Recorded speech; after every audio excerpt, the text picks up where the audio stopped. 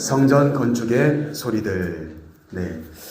사실 이번 달 전체적인 주제 자체가 연대감이라고 하는 주제를 가지고 우리가 함께 이야기를 하고 있습니다. 그래서 사실 이 연대감이라고 하는 것은 예수님 안에서 우리 모든 신앙인들이 하나 되어진다. 그런 어떤 연합의 의미가 있습니다. 이 말씀들을 이제 앞으로 한 2주 정도 말씀을 전해드릴 수 있을 것 같아요. 그래서 오늘 말씀 세 번째 주일, 오늘 말씀의 제목을 성전 건축의 소리들, 이렇게 말씀 제목을 가지고 여러분들과 함께 말씀을 나눌까 합니다. 여러분, 교회는 신앙 공동체입니다. 그렇죠? 신앙 공동체예요. 그러니까 어떤 단체이든지 그 목적이 있겠고 그 목적에 의해 그 단체들이 움직이게 되어 있습니다. 교회는 신앙을 중심으로 하고 있습니다. 그런데 흔히들 세상 사람들에게 교회 이렇게 물어보면 예배를 이야기합니다. 예배. 그렇죠? 오늘 나 교회 다녀왔어. 이 말은 뭘까요? 예배 드리고 왔다는 말이 되어져요. 나 교회 다녀, 이 말도 비슷합니다. 나는 예배하는 사람이야. 이런 의미예요. 그렇죠? 그러니까 여러분, 여기서 한 가지 우리가 정리해 본다면 교회는 신앙 공동체인데 교회를 사람들이 인식할 때 예배를 이야기해요. 그러면 어떻게 말 정리해 볼 수가 있을까요? 우리의 신앙은 바른 예배를 드림으로 인하여 성장하기도 하고 우리의 신앙이 굳건해질 수 있다는 사실입니다. 여러분들이 좋아하시든 싫어하시든 예배가 곧 전부입니다. 사실은 예배가 전부예요. 그런데 우리는 그렇게 생각하지 않죠. 예배 1년 365일 예배는 많죠. 여러 예배가 있어요. 그리고 여러 곳에 교회가 있고 교회들마다 예배를 드려요. 아마 이 시간에 대한민국의 대다수의 교회들은 이 시간에 예배를 드릴 거예요. 인터넷으로도 예배가 생중계되어지는 교회들도 많이 있을 겁니다. 그러다 보니까 어때요? 예배가 흔해진 겁니다. 흔해졌어요. 그러니까 어떻습니까? 예배가 전부라고 느껴지지 않아요. 여러분, 오늘 이 예배 때 그냥 계속 처음부터 끝까지 다 졸고 가신 분도 있을 수 있어요. 그런데 이 예배가 전부가 아니잖아요. 또 다음 주에 되면 또 예배가 있고 내일 새벽 기도에 나와서 예배 드리면 되고 뭐 이렇게 생각하실 수가 있겠죠. 그죠? 그런데 분명한 것은 어찌되었든 예배는 우리 기독교 신앙의 전부나 다름없습니다. 예배를 통해서 우리는 하나님을 만나고 하나님과 우리와의 관계가 연대되어지는 겁니다. 우리는 오늘 이 예배를 통하여서 내가 하나님의 백성이라는 것을 하나님께 보여드리는 시간이고 하나님은 우리의 마음속에 이 자리에 함께 계셔서 우리가 하나님의 백성임을, 내가 너희의 하나님됨을 하나님이 우리에게 경험케 해주시는 시간, 우리가 하나님과 연합하는 시간이 예배의 시간입니다. 그리고 그 하나님을 만나기 위해 오늘 우리는 함께 이곳에 있는 줄로 믿습니다. 오늘 말씀 에스라서에 기록된 내용들을 보면 여러분, 이 말씀은 더욱더 확실해집니다. 이방 백성이었던, 이방 나라였던 바벨론에 의해서 남한국 유다가 처참하게 멸망당합니다. 예루살렘 성벽이 다 무너지고 성전이 불타버립니다. 성전 안에 있었던 금은 보화들은 다 약탈당합니다. 그리고 예루살렘 성에 있었던 왕들, 그리고 왕족들, 귀족들, 지혜로웠던 제사장들, 이 가문들은 어떻게 되죠? 똑똑한 사람들은 끌려갑니다. 붙잡혀가요. 먼 나라 바벨론까지 이동하게 됩니다. 그렇게 세월이 흘러 70년이 지났어요. 70년. 그리고는 어느덧 바벨론이라는 나라도 영원하지 않아서 페르시아, 바사가 바벨론을 점령하게 되면서 이제 바사왕 고레스가 포로로 끌려왔던 이스라엘 백성들 뿐만이 아니라 각 나라에 포로로 끌려왔던 모든 사람들 마음대로 너희 고향으로 돌아가도 좋다. 이렇게 이야기를 하자 이제 1차 포로 귀환이 이루어지게 된 겁니다. 바로 그 이야기.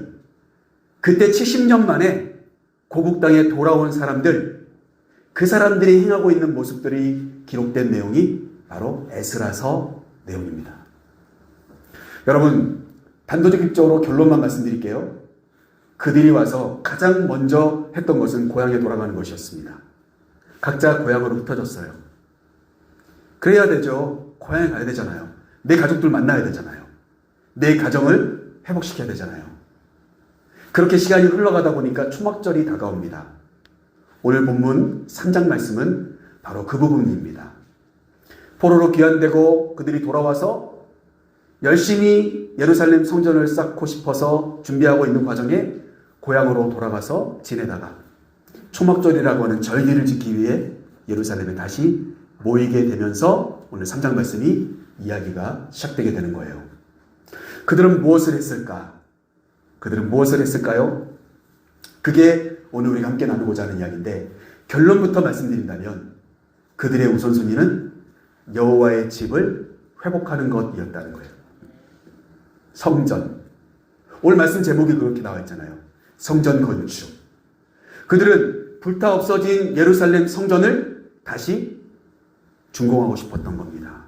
거기에 집중되어 있었다라고 하는 거죠. 오늘 본 말씀은 아닙니다만 2장에 보면 68절 말씀 우리 같이 한번 읽어보겠습니다. 앞에 화면에 있어요. 같이 읽겠습니다. 어떤 족상들이 예루살렘에 있는 여호와의 성전 터에 이르러 하나님의 전을 그곳에 다시 건축하려고 예물을 기쁘게 드리되. 바로 앞장인 2장 말씀에 보니까 나오는 내용 중에 68절 말씀을 제가 소개하는 이유는 두 가지입니다. 아직 예루살렘 성전이 없어요. 그때 남아있었던 터만 남아있습니다. 터만 남아있어요. 그런데 그곳에 와서 뭘 해요?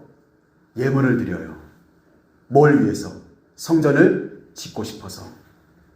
그런 사람들이 이제 많이 일어나기 시작합니다. 성전을 짓고자 하는 그들의 마음들. 도대체 무엇이 예물을 드리는데 기쁘게 드릴 수 있게 했을까?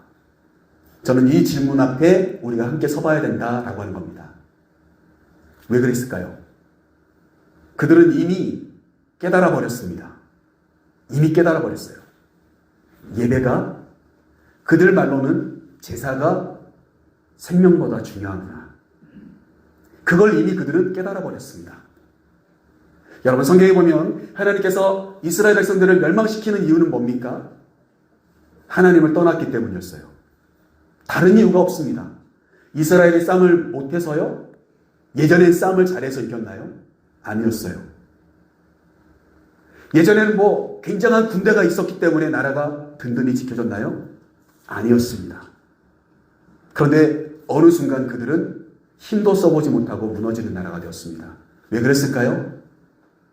그들의 능력이 아닌 하나님의 능력으로 그동안 지켜졌다는 것을 잊어버린 겁니다. 하나님을 떠난 거예요. 예배하지 않았습니다.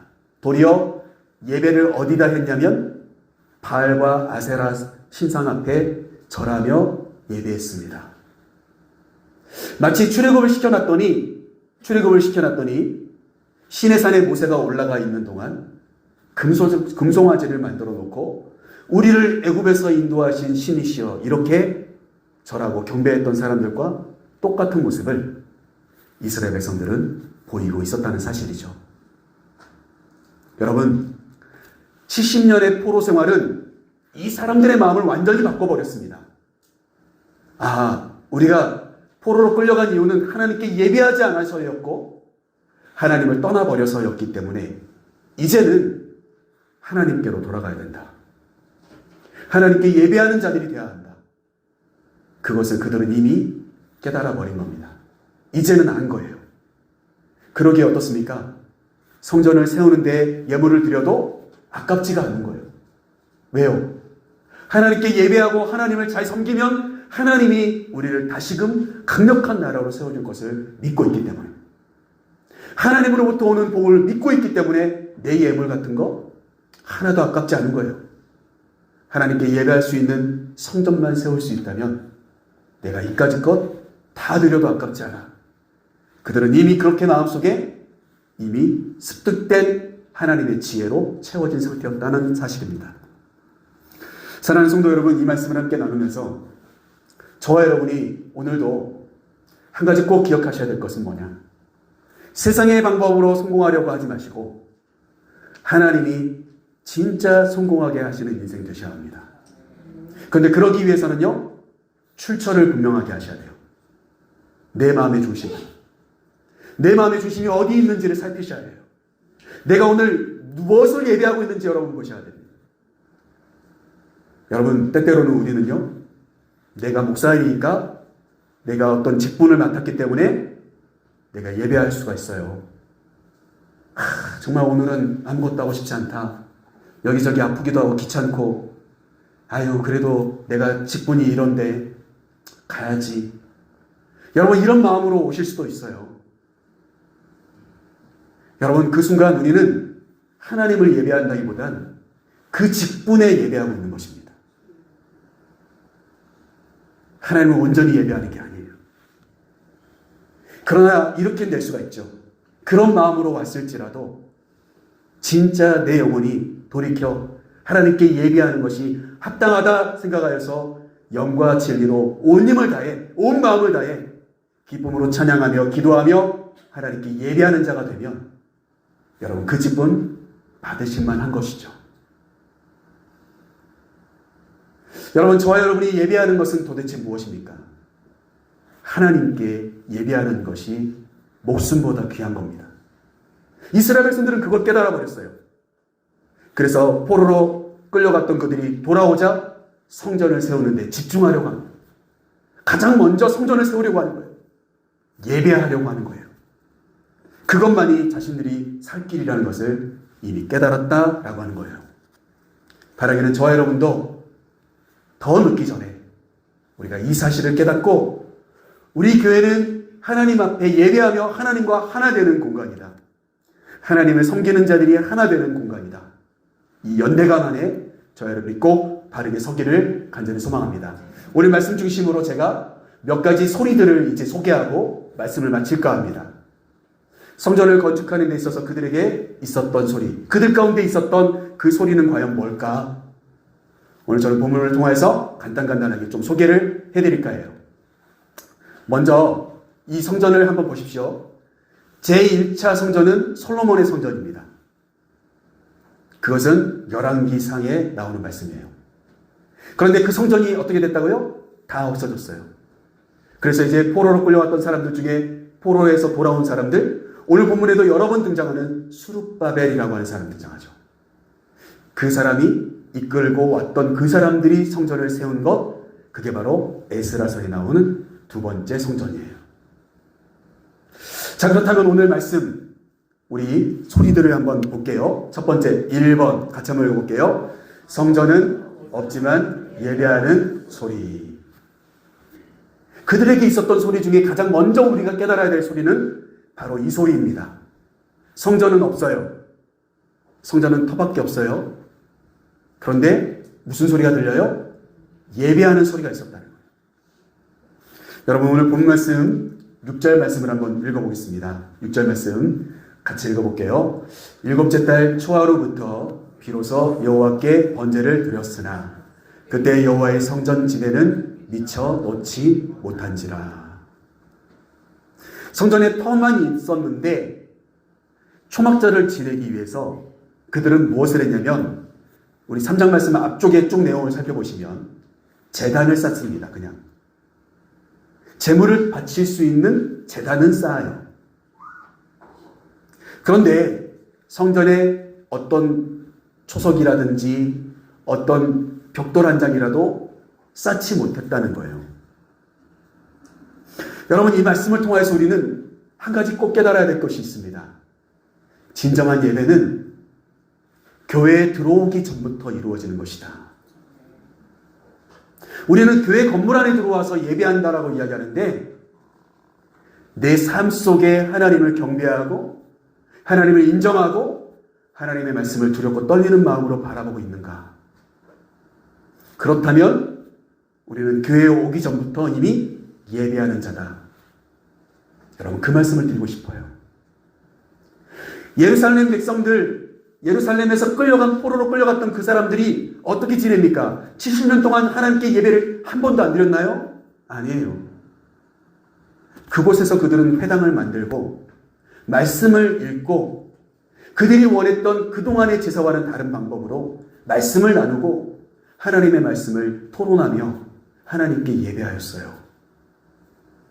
비록 이방 나라에 끌려갔던 사람들이지만 이미 그들은 그때부터도 예배를 사모하는 자들이었어요.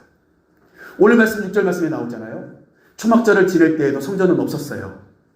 그러나 거기에 제단을 쌓고 제물을 드리며 하나님께 예배합니다. 여러분, 이 모습이 저와 여러분의 삶에 사실 있어야 될 말씀입니다.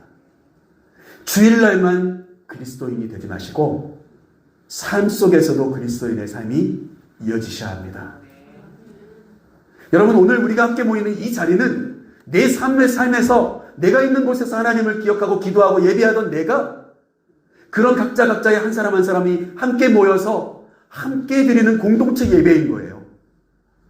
우리의 가정에서의 예배, 우리의 삶에서의 예배, 내 터전에서의 예배가 있어야 된다는 거죠. 운전하면서도 기도하고 찬양 듣고 내가 어디에 나가든 누구를 만나든 기도하는 마음으로 행할 수 있는 삶. 비록 성전에 터밖에 남아있지 않다 할지라도 예배는 계속되어져야 한다라고 하는 것. 오늘 그들에게 있었던 이 소리에 우리가 주목해 볼 필요가 있겠다라고 하는 것입니다. 사랑하는 성도 여러분, 주일날만 그리스도인으로 살면 결코 나뿐만이 아니라 다른 사람을 그리스도인으로 만들지 못해요. 그건 확실합니다. 말씀을 전하는 저나 이 말씀을 듣는 여러분들이나 모두가 다 주일날만 그리스도인답게 보이려 하지 마시고 수요 예배 때만 우리가 모일 때만 예배하려고 하지 마시고 우리의 삶 곳곳에서 말씀을 읽고 찬양을 하고 기도를 하고 이러한 소리들이 있기를 간절히 소망합니다. 두 번째, 이 사람들에게 있었던 소리가 뭘까? 우리 같이 한번 읽어볼까요? 시작. 감독자들의 감독하는 소리. 여러분, 그럴 것이 성전을 지어야 되는데 누군가는 좀 이렇게 지시할 사람이 있어야 되지 않겠습니까? 그죠? 누군가를 지시할 사람이 있어야 되잖아요. 이거 이렇게 합시다. 이 모양으로 만듭시다. 원래 이거 여기에 있었던 겁니다. 이렇게 좀 지시하는 사람의 소리가 있어야 되잖아요. 그죠? 감독하는 자들의 소리가 있었다라고 하는 것입니다. 오늘 8절 말씀을 통하여서 누가 그러면 관독으로 세워졌을까? 말씀이 좀 깁니다. 한번 읽어보겠습니다. 예루살렘에 있는 하나님이 성전에 이른 지 2년 둘째 달에 스알디엘의 아들 수룹바벨과 요사닥의 아들 예수아와 다른 형제 제사장들과 레위 사람들과 무릇 사로잡혔다가 예루살렘에 돌아온 자들이 공사를 시작하고 20세 이상의 레위 사람들은 세워 여호와의 성전 공사를 감독하게 하매. 말씀이 좀 깁니다만은 다 치우고 맨 밑에 하발절에 보면 이렇게 나옵니다. 레위 사람들 중에 20세 이상 되는 자들이 여호와의 성전을 감독하는 감독들이 되었다. 여러분, 이렇게 정리하면 되겠습니다. 20세 이상 되는 레위 사람들, 그 사람들을 감독자로 세웠다. 이렇게 나와요. 여러분, 레위 사람들은 어떤 사람들입니까? 여러분, 원래 이 레위 사람들은 이전에도 제사장들이 대대로 나오는 가문이었습니다. 한 지파였어요. 레위 지파는 기업을 따로 차지한 적이 없어요. 오직 여호와 하나님이 기업이었어요. 백성들이 주는 10의 1조를 통하여 예물을 먹으며 살았습니다. 땅에 씨를 뿌리고 경작하며 사는 사람들이 아니라 오직 성전을 지키고 말씀을 전하고 제사장의 사명을 감당하며 영적인 것을 주장하면서 살아갔던 사람들이 레위 사람들이에요. 결국 어떻습니까? 그러기에 성전이 또 세워지면 그 역할을 감당할 사람들 또한 마찬가지로 감독자로 세워진 레위 사람들이잖아요. 그러기에 어떻습니까? 그들은 그들에게 그들의 위치에 맞는 감독하는 일을 맡겼다. 이렇게 오늘 성경은 이야기하고 있는 것입니다. 여러분, 여기서 중요한 것을 한 가지 더 말씀드리고 싶어요. 그러면 과연 이 레위 사람들은 어떤 기준으로 감독을 했을까? 오늘 본문은 아닙니다만 2절 말씀, 3장 2절 말씀을 보시면 거기에 나옵니다. 우리 2절 말씀 한번 읽어보겠습니다. 요사닥의 아들 예수아와 그의 형제 제사장들과 스알디엘의 아들 스룹바벨과 그의 형제들이 다 일어나 이스라엘 하나님의 제단을 만들고 하나님의 사람 모세의 율법에 기록한 대로 번제를 그 위에 드리려 할세. 기준이 뭘까요? 제가 빨간색으로 체크해 놨습니다. 모세의 율법에 기록된 대로 초막절을 지내려고 하였고 제단을 쌓았고 번제를 드리려고 하였습니다. 그들이 감독하는 기준도 또한 마찬가지입니다. 성전을 짓는 데 있어서 기준은 뭘까요? 모세가 기록한 말씀이 기준이 돼야 해요. 여기서 중요한 것을 한 가지 우리가 알 수가 있어요. 그건 뭘까요? 오늘 본 말씀, 이 2절 말씀뿐만이 아니라 4절 말씀에도 나와요. 기록된 규례대로 초막절을 지켰다. 이렇게 나와요. 중요한 것은 뭘까요? 감독한 사람이 내 눈에 보기 좋은 대로 이렇게 해라 저렇게 해라 한 게 아니에요. 모세의 율법이 기준이 되어서 성전의 구조를 만들고 그 기능들을 최대한 극대화 살릴 수 있는 방법을 통하여서 어떻습니까? 성전을 만들어가는 거예요. 저는 이 말씀을 함께 나누면서 우리가 함께 해야 될 역할이 바로 여기 있다고 생각을 해요. 교회도 그리고 예배도 우리가 모두가 이거 이렇게 했으면 좋겠다. 저거 저렇게 했으면 좋겠다. 왜 이렇게 하지 않지? 그래서 이렇게 했으면 좋겠다. 저렇게 했으면 좋겠다. 수많은 말들을 할 수 있습니다. 다 좋습니다. 어떤 말들이든 할 수 있죠. 정말 중요한 것은 뭡니까? 말하는 나의 중심에 하나님의 말씀이 있는가? 여러분 그걸 살피십시오. 내가 좋아하는 기준이 아니에요. 객관적으로 볼 때 이건 필요 없어요. 사실은 여호와의 성전은 여호와의 것이잖아요. 하나님 보시기에 좋으면 되잖아요. 객관적으로 보기에 다른 사람들이 볼 때 이건 중요한 게 아니에요. 여러분 하나님 보시기에 합당한, 그러려면 어떻게 해야 되죠? 하나님의 말씀이 기준이 돼야 되죠. 여러분 이 원리에서 벗어나지 않았다는 겁니다. 감독들의 소리가 하나님의 말씀에 의지하여서 감독하였다는 거예요. 이 말씀은 어떻게 보면 말씀을 전하고 있는 저에게 더 크게 해당될 수도 있어요. 말씀에 의지하여 하기도 하고 하지 말아야 되기도 하는 거예요. 여러분 이것이 우리에게 필요한 기준입니다. 기준. 내 생각이 아니고 내 방법이 아니고 객관적으로 이런 게 필요가 없어요.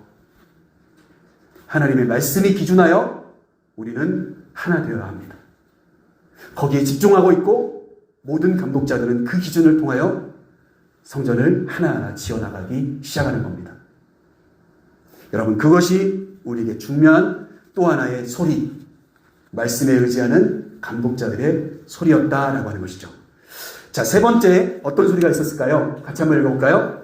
여호와를 찬송하는 소리가 있었다라고 하는 거죠. 여호와를 찬송하는 소리, 그게 바로 그들 가운데 있었다. 자, 말씀을 한번 보겠습니다. 10절 말씀, 11절 말씀 우리 이어서 말씀 한번 읽어보겠습니다. 10절과 11절입니다.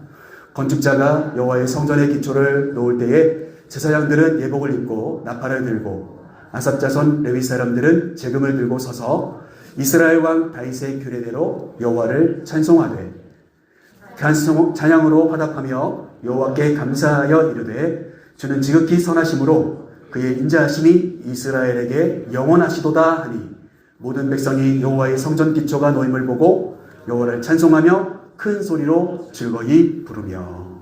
아멘. 여러분 여기서 10절 말씀 11절 말씀을 보니까요 찬송하는 소리가 났다는 거예요. 여호와의 성전을 세우는데 찬양의 소리가 들렸다는 거예요. 찬송의 소리. 찬송의 내용은 11절 말씀에 나와 있는 것처럼 다윗의 시편에 나온 이야기입니다. 주는 지극히 선하심으로 그의 인자하심이 이스라엘에게 영원하시도다. 이렇게 찬송하는 소리가 성전을 짓는 그 과정 가운데 들렸다라고 하는 이야기입니다. 그런데 그 전에 10절 말씀에 보면 어떤 장면이 나옵니까? 성전의 기초를 세우려고 할 때, 그 놓으려고 할 때 제사장들은 예복을 입습니다. 예복을 입어요. 이 말은 뭘까요? 하나님의 성전은 하나님의 시선이 집중되는 장소라는 것을 알고 하나님 앞에 겸손하게 예를 갖추고 있는 것입니다. 예를 갖추고 있는 거예요. 그 모습이 오늘 10절 말씀이에요. 하나님 앞에 예를 갖추고 서 있는 제사장들의 모습. 그리고 그 중에 찬양을 맡았던 아삽의 자손들. 아삽은 다윗 당시에도, 솔로몬 당시에도 찬양대 리더였습니다. 오늘날로 따지면 성가대 지휘자. 그런데 그의 자손들이 재금을 들고 악기를 들고 함께 다 모여서 섰습니다. 무엇하기 위해서요? 찬양하기 위해서. 그러니까 성전을 짓는 그 소리 중에 한 가지 소리는 뭡니까? 찬양의 소리, 찬양의 소리. 하나님의 찬송이 들리고 하나님께 영광을 돌리며 그들은 성전을 지어나갔다. 오늘 그렇게 이야기하고 있어요. 여러분, 그런데 또 한 가지 중요한 포인트는 10절 말씀 파란색 부분입니다. 그들 또한 마찬가지로 하나의 기준이 있어요. 찬송을 부르긴 하는데 그냥 흥에 겨워서 막 흥얼흥얼 막 이렇게 부른 게 아닙니다. 흥을 주체하지 못해서 그렇게 부른 게 아니에요. 기준이 있어요. 뭡니까? 이스라엘 왕 다윗의 규례대로 여호와를 찬송하되. 찬양대는 다윗이 세워놓았던 악보와 찬양의 가사대로 찬양하였다. 여러분, 이렇게 이야기합니다. 에스라가. 저는 이 말씀들을 보면서 한 가지 딱 결정적으로 알게 된 것이 뭐냐. 아까도 말씀드린 것처럼 포로로 끌려가기 전 그들은 하나님을 아예 떠났던 사람들이었어요. 제사장들도 말씀을 알지만 이방신을 섬기는 왕들에게 잘 보이려고 아첨하고 말씀을 전하지 못했어요. 그래서 어떻습니까? 선지자들을 하나님이 세우세요. 이사야라든지 예레미야라든지 이런 수많은 선지자들을 세워요. 그런데도 어떻습니까? 하나님께로 돌아가지 않았어요.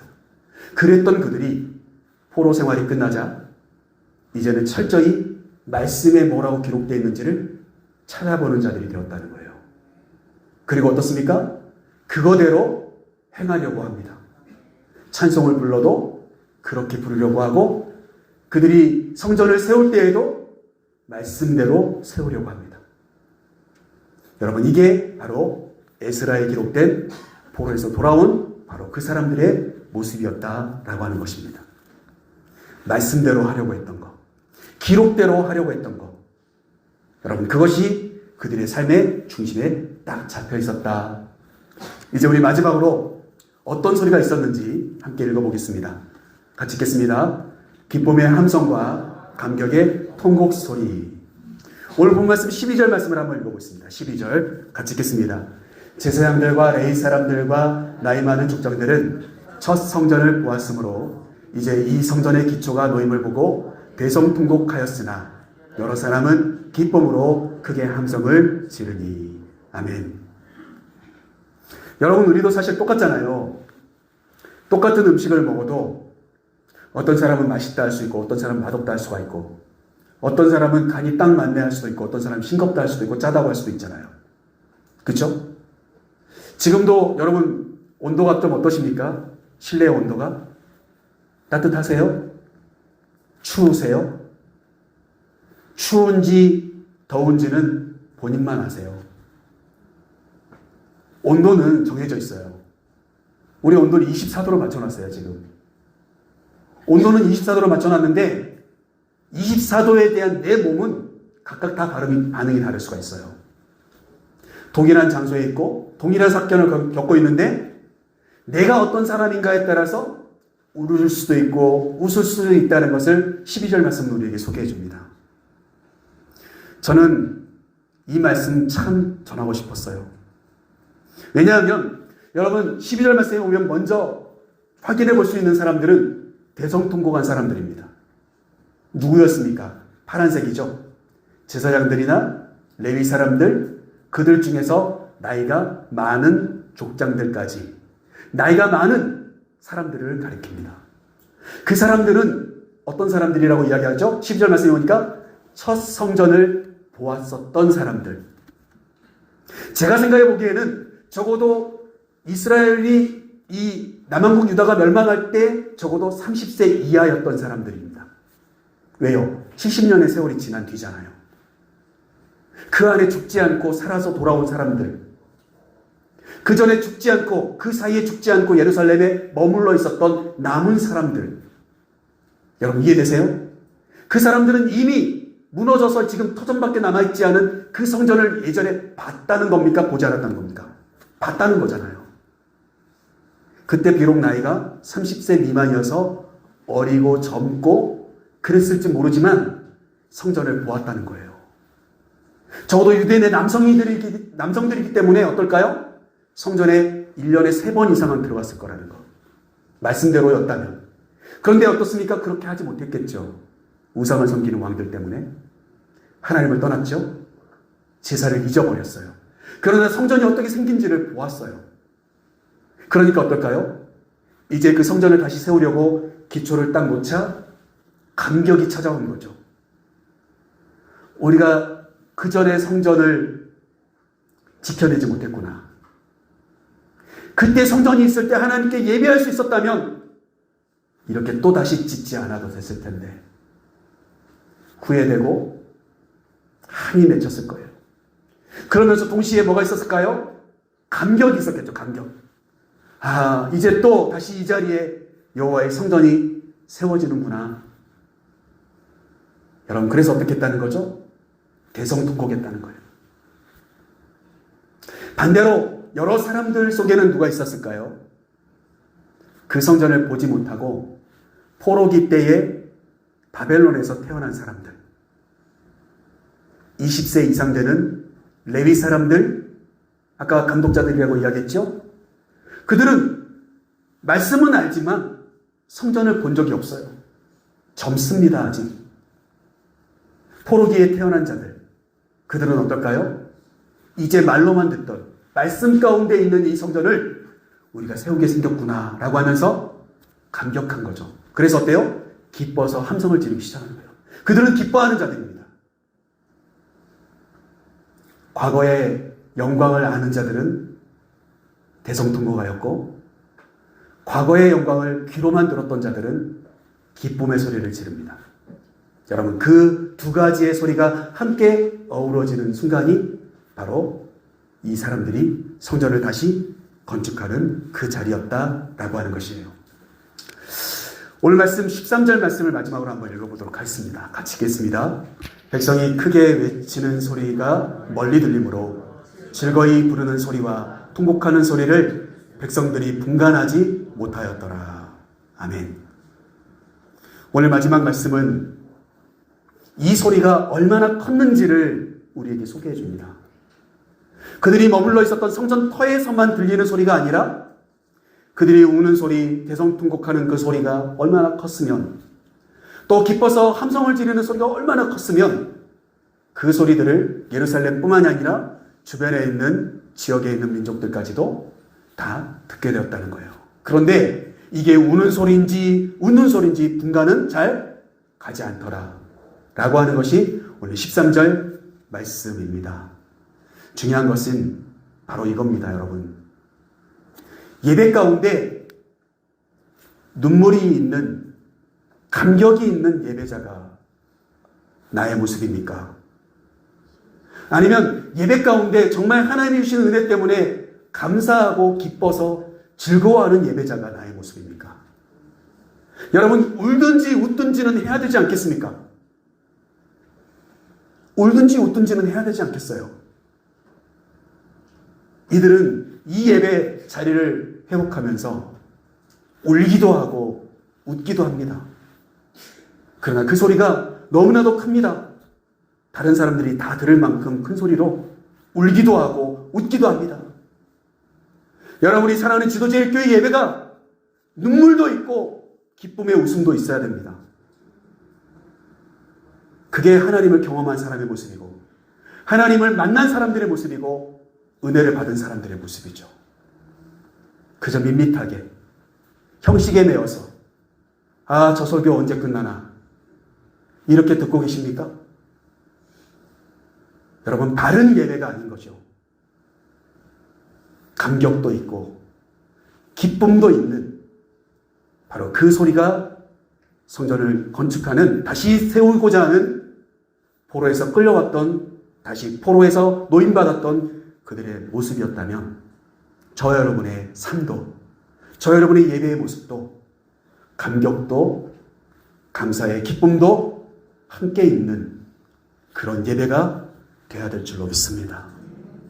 오늘 저는 우리가 예배로 하나 되기를 위하여 말씀을 전했습니다. 말씀 마치면서 사랑하는 성도 여러분, 삶에서도 예배하는 소리가 있어야 되겠고, 말씀대로 감독하는 자의 바른 음성도 있어야 되겠습니다.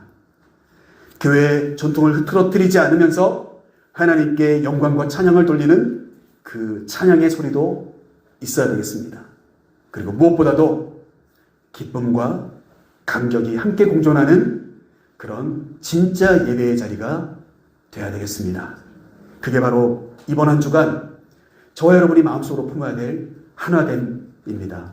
저와 여러분이 오늘도 이 말씀에 의지하여서 오늘 저와 여러분의 삶 가운데 어떠한 소리를 내며 어떠한 소리를 들으며 살아가고 있는지 스스로를 돌아보면서 저와 여러분은 오늘도 어떠한 음성으로, 어떠한 소리로 하나님께 예배하는 자들인지 다시 한번 살피는 그런 귀한 예배자들로 하나 되기를 간절히 소망합니다.